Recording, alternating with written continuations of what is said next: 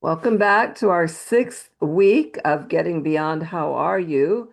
Learning to Connect in a Disconnected World. And this is one of my favorite sessions today. It's called Asking Questions of New Acquaintances.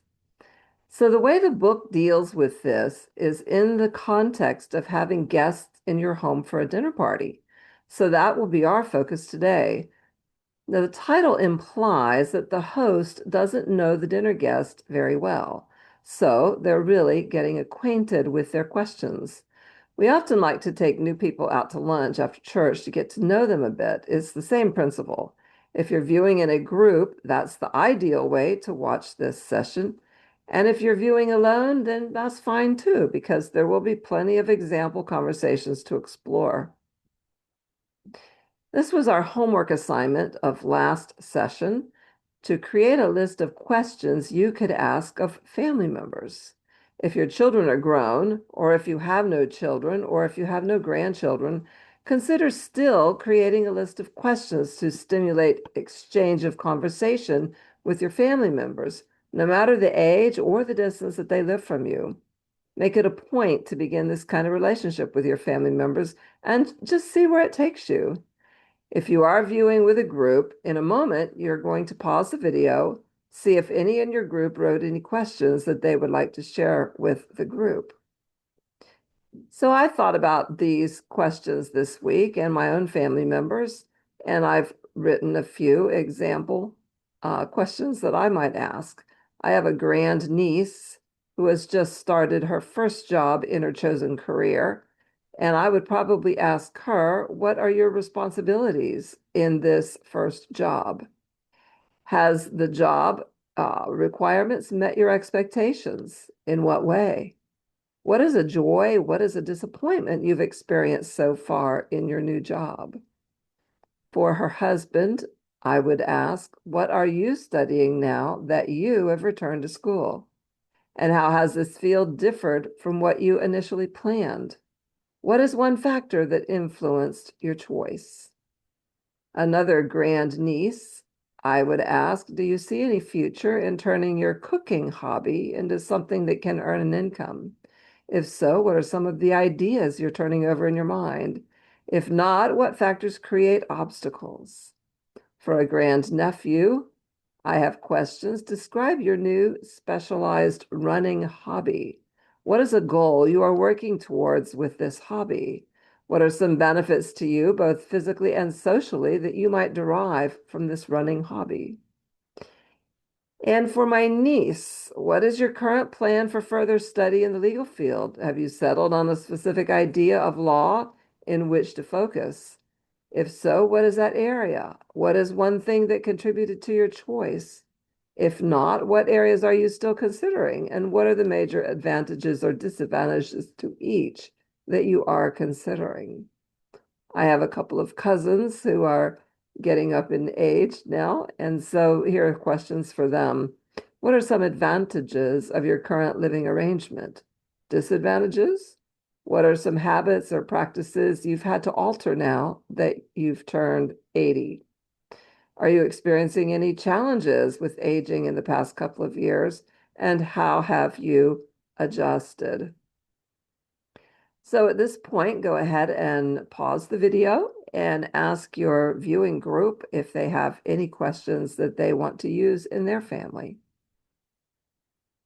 Our author David describes how one day he got a call at work from his wife telling him to not be late because Jesus was coming to dinner that evening.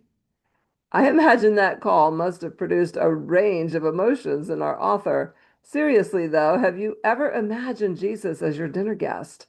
Wouldn't that be exciting? He would certainly be the center of attention. Given this opportunity, most people could think of any number of questions they would like to ask Jesus. Certainly, these would get beyond, how are you, Jesus? Is that a new robe? Or, how's heaven? Those who normally watch TV during dinner would hopefully have the sense to say, turn it off. How many times do we have the privilege of having Jesus here? Have you ever thought of what it would have been like to participate in the household of Lazarus and his sisters, Mary and Martha, whenever Jesus stayed in their home?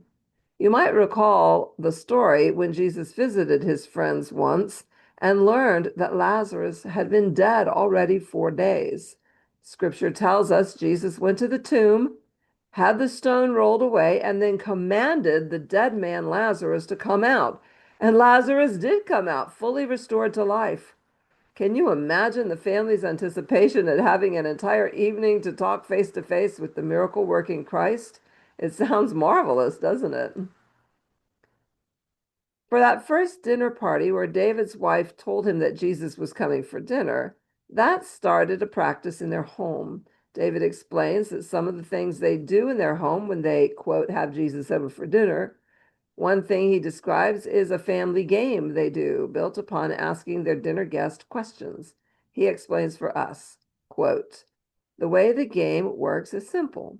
Family members take a turn asking the guest a question. Before we begin, we explain to the guest we have a tradition we always stick to when someone visits here for the first time. We want to get to know you. So we'll each ask you one question, and you have to answer everyone as honestly as you can. I think most of you have heard about our experiences in a former church with hosting people in our home for lunch and using a jar of questions on small slips of paper to get to know each other. In a moment, we are going to share a number of questions that our author David uses in his own home when having guests for dinner. We will use those same questions later during our interaction time. So if you're viewing in a group, you can participate in that interaction time using these questions. Why not photograph each screen as it's presented? The following questions, identified with the dinner plate symbol below, were all used in the Maynes household when they had Jesus for dinner. Again, beginning on the next screen, if you are planning to do the interaction time with a viewing group, go ahead and start photographing the questions that will be presented.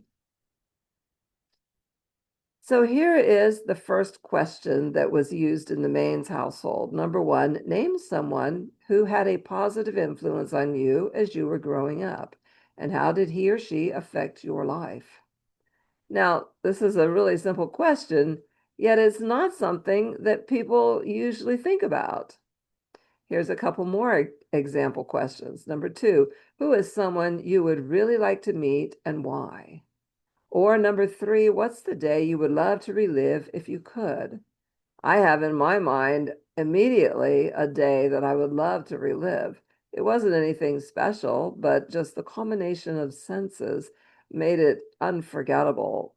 Driving through Wales in the mist, in the mountains, on a dirt road, the tinkle of cowbells all around, and the mountains dividing the highway or being divided by the little road that we were driving, and the bluebells carpeting the hillside.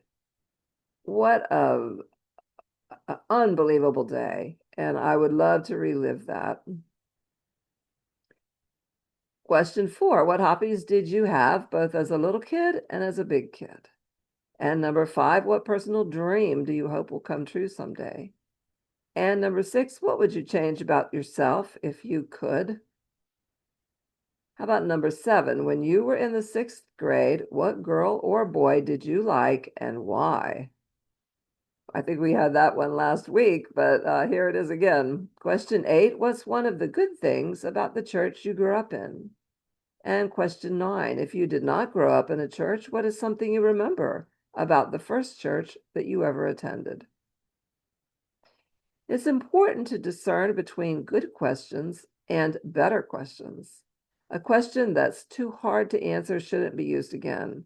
For example, question 10, who has influenced your life the most? Guests will often have trouble quickly choosing the one most influential person. A better question then is question 11.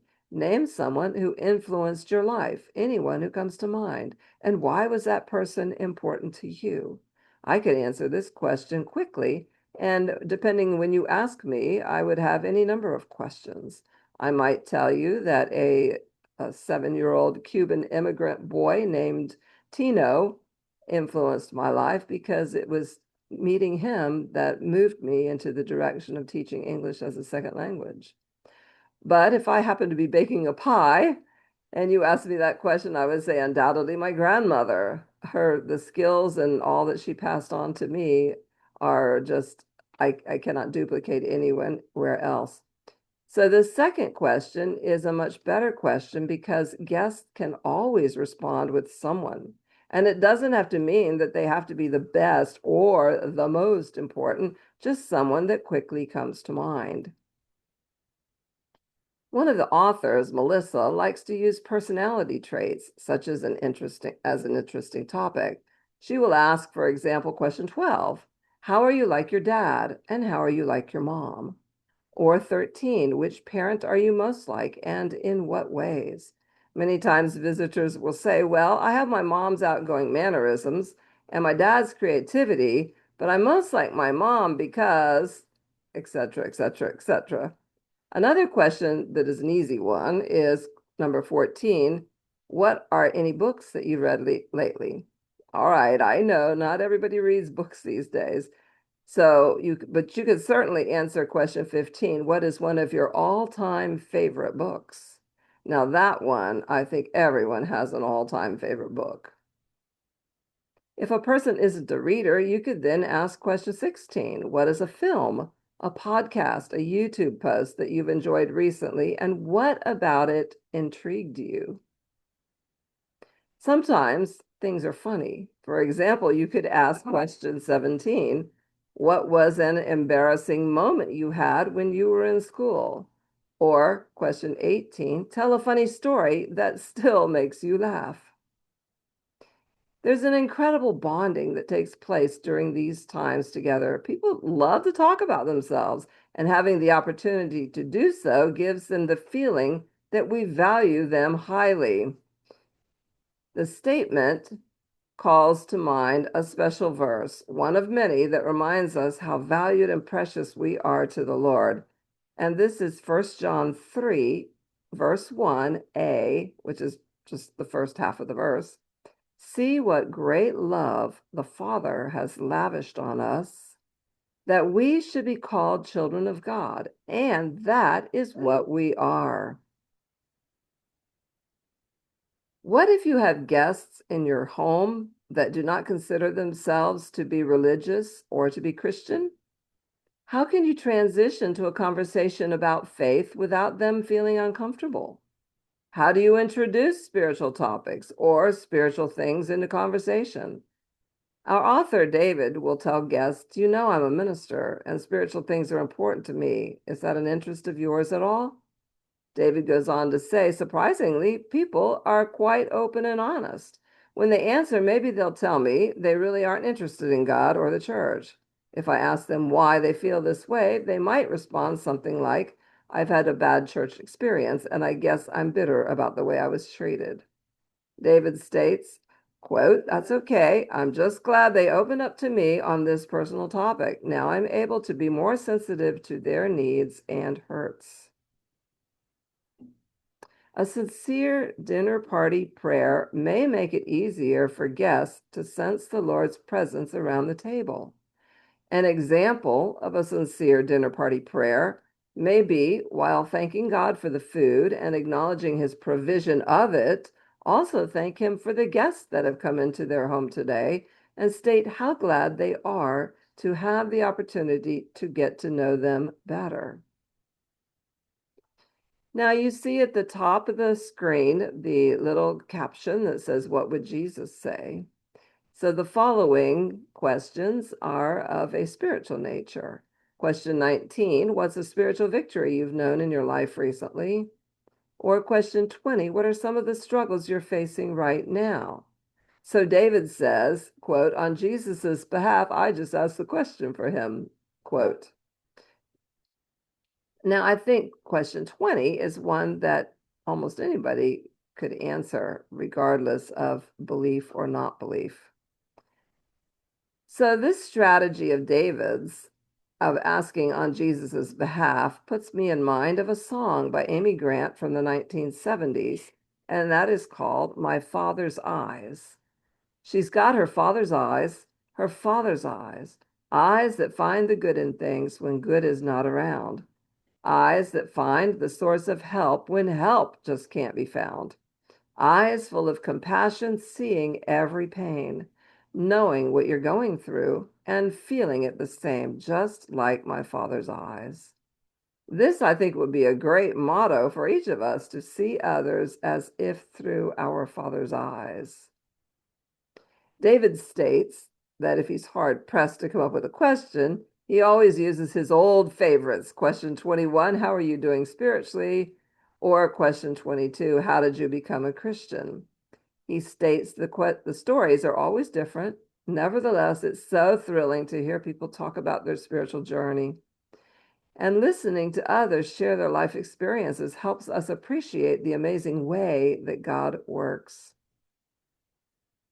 Hebrews 13:2 tells us, do not neglect to show hospitality to strangers, for by doing so, some have entertained angels without knowing it. Hebrews 13, verse 2. Personally, I feel we often don't recognize angels until after an event where, upon reflection, we may conclude that we did encounter an angel. For example, once I had a blowout on a very busy and congested interstate near the Miami International Airport. The way was clear to get off onto the shoulder, and immediately a man followed me off onto the shoulder. He never said a word, just changed my tire. I was so grateful, and later, as I reviewed this experience, I came to attribute it to an angel visitation. Now, I can't prove that, but I believe this is what I experienced. In a moment, we're going to do our interaction. And if you're viewing in a group, you'll have the opportunity to pause the video and do the interaction with your group. But first, let's see a couple of conversation examples. First, I will interview my niece, Gina, and then Bernie will interview our nephew, Jason. Okay, and Barbara, I have a question for you. Okay. What did you participate in college, and how did that experience that you had in college play a role in who or what you are today? Oh, wow, that's a really good question. So, first of all, I remember when I was a child, 10 years old, a man came to the house and he was an insurance salesman. And he was talking to my dad and about providing for my brother for college education. And after they sealed the deal, the man looks at me and he says, well, what about your daughter? My dad says, oh, she's just a girl. She'll become a secretary like her mother. And so from that point on, it was in my head, you're not going to college. So I didn't try in school. Okay. So when I did eventually go to community college, I had to pay my own way, because I already knew that there wasn't money to pay for me. But during that time, I became a Christian. And in our church, there was a youth pastor, and he had gone to Miami Christian College, and he knew so much about the Bible. And as a new believer, I really wanted to learn something. So I thought I'll go over there and I'll take one class. So it was a small school, and they had registration in a one big room. And so I walked in, I went to a table, and the student was there. He said, "What's your major?" I said, "What do you mean? What is a major?" And I didn't even know what a major was. Oh, wow. Yeah, so it was wild. But so he starts asking me what I thought at the time were random questions. He said, "Do you like music?" I said, "Yeah." He said, "Do you need a job?" And I said, "I do." And he said, "Do you live on campus?" I said, "No." And he goes, "Oh, good." And he goes, if you don't live on campus, you're a commuter. If you like music and you need a job, if you study communications, you can get a job at the radio station.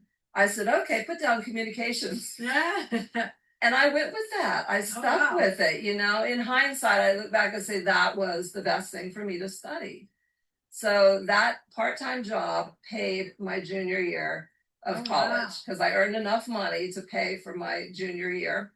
So then when my senior year came, I was still working, but I tried out for the music drama team called Sun Love.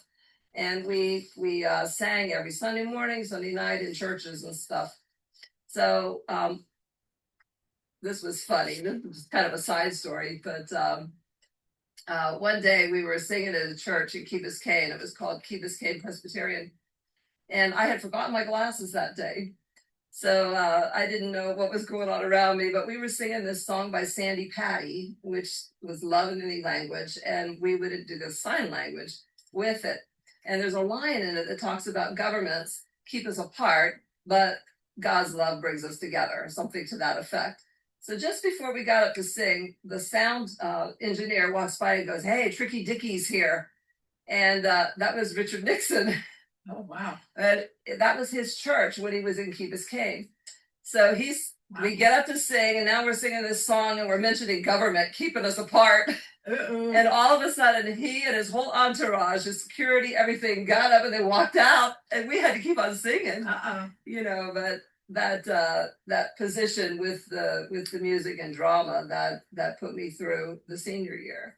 So in hindsight, the things that I learned to do there, you know, like I then came back and I worked there. So I learned a lot about public relations and organizing events and stuff like that. And those are the things I ended up doing in all of my jobs. Oh, wow. Yeah. That's very cool. Yeah, it's interesting.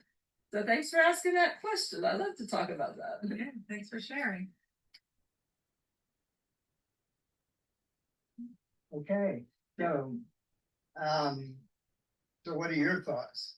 Well, I just remember the story, the one day that I was at home as a kid playing video games, and it was a Intellivision console, and we're working that day, and you stopped by for lunch, and we were, you know, coming by to eat, whatever, to the house, and I just remember we are in the bedroom playing video game, and you said, "What's that?" And I was telling you, "Oh, it's a video game." And I think it was a baseball game. It was baseball. Yeah, I think I remember. baseball.